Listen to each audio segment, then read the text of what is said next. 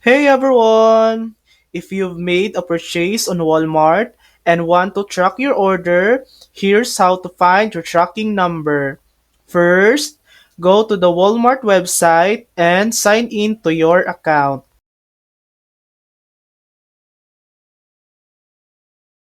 Click on Purchase History. This is where you'll see all your past orders.